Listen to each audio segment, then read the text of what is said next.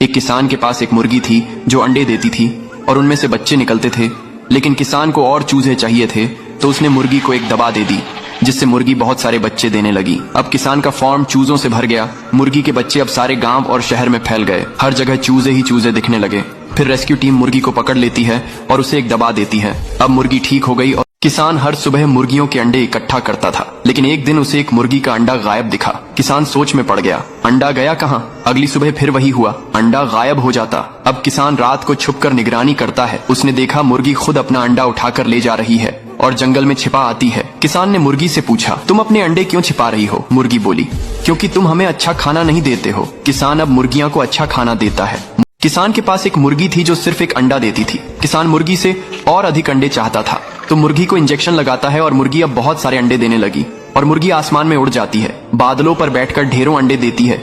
गांव अंडों से भर गया। शहर में भी अंडों की बारिश हो गई। लोग परेशान हो गए। तभी रेस्क्यू टीम आकर मुर्गी को पकड़ लेती है और फिर डॉक्टर मुर्गी का इलाज करते हैं। मुर्गी ठीक हो। ये बेचारा किसान और मुर्गी भूख प्यास से रो रहे होते हैं।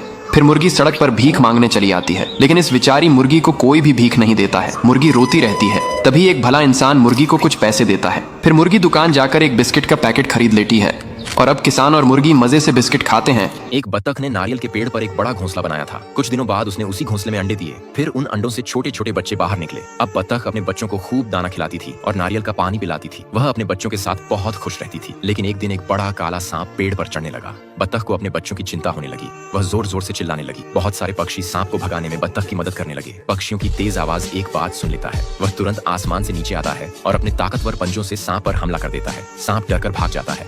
किसान की मुर्गियां कम अंडे देने लगीं। किसान सोच में पड़ गया कि अब क्या किया जाए।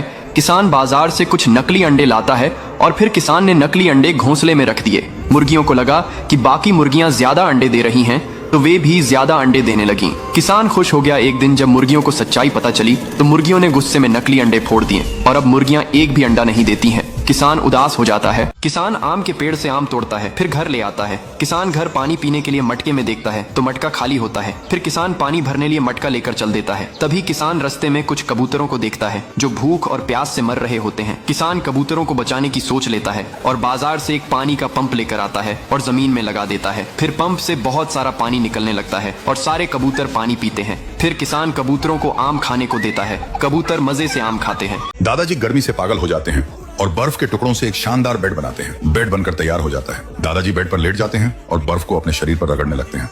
गर्मी शांत नहीं होती तो दादाजी गुस्सा में आकर बैठ कोई तोड़ देते हैं।